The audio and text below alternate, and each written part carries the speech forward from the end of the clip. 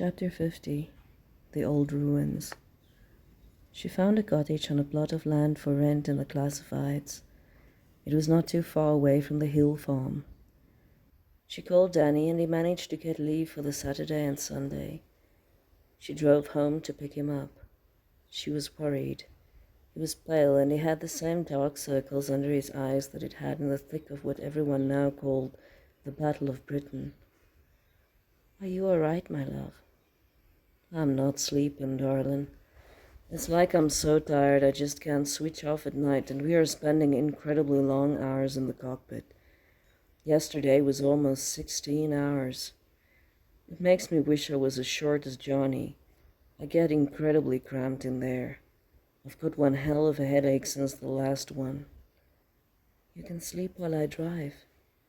"I'm too jealous of my time with you. I'll sleep tonight." "We don't have to go check out that cottage. I'd rather you rest and I can go look at it alone." "I need to have something to look forward to. It'll give me something to hold on to for the next sorties." "Then rest straight away when we get to the farm. I helped Aggie clean out a spare room. You don't have to sleep on the couch this time around." "You know what I would like to do? Get into normal clothes and take a walk with you. I need to get out and get the cramped feeling out of my system." "That is what we'll do then." It was maybe also the best way to get the talk with him that she meant to have.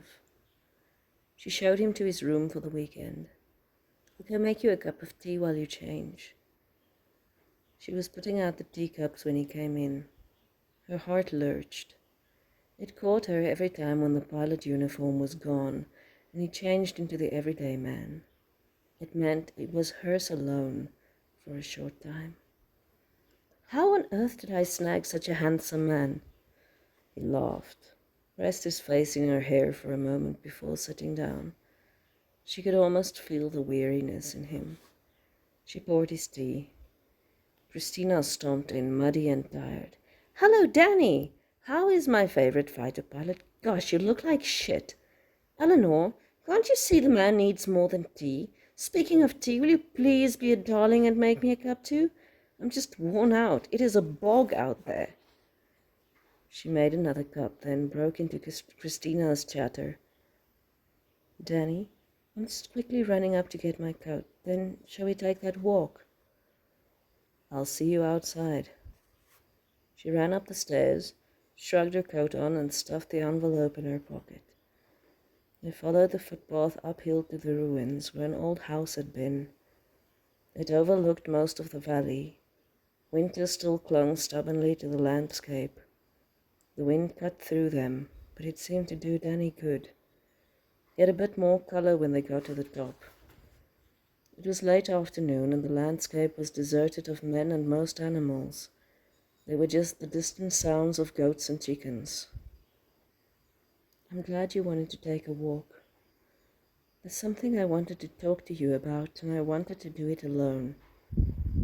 "You make my heart get stuck in my throat every time you say that to me." She smiled.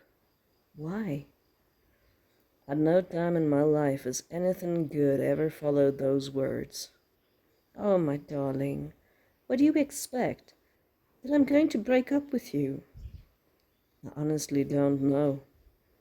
"You're stuck with me for life, my love. It's not anything bad, I don't think.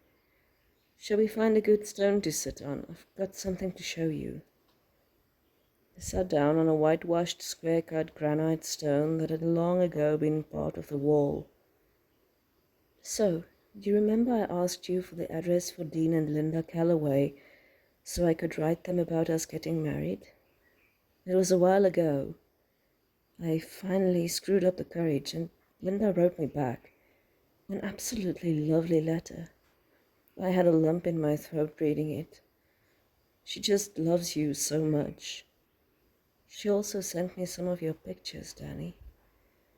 She took the envelope from the pocket of her jacket, looked up at Danny. He had gone white around his mouth and eyes again. "Would you like to read? I think you should." He held out his hand, slowly read through. She could see him clenching his jaw. She didn't know if it had been a mistake. It was the pictures that were his undoing. He silently dropped his head, hand over his eyes. She waited quietly. He didn't move. It was then that she realized tears were running down his face. Danny. She was on her knees in front of him, held him to her. His arm came around her and she held him tight, felt his tears against her neck. Oh, my darling. It was a long time before she could feel him steady. He pulled away, wiped his eyes. I'm so sorry, Elle. I don't know why it just knocked me that hard. Never ever say sorry to me, Danny.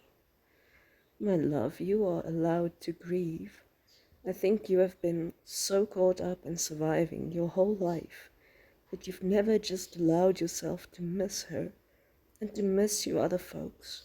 You're allowed to have feelings about it. Oh, Elle, I think you're right. I've been missing her something fierce ever since that day that I told you I wished she could have met you. I've been trying not to look back for so long, but when I said that, I realized how much it was true. She would have loved you. I've been getting to know her through you, through what Linda wrote, and that picture that you tore in half just tore my heart in half too, Danny. I can see her in you. She would have been so proud of who you are. I would have loved her, I know, because I can see glimpses of her in your eyes. My darling. She was shamelessly crying with him. We are allowed to cry because she's not here.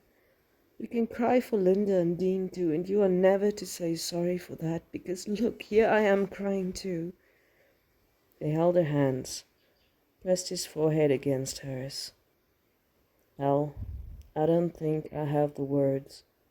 Will you be my words and write them to Linda? And keep these for me, please. He handed her the sheaf of papers and photos back, and she carefully put them in the envelope and slipped them in her pocket. Always.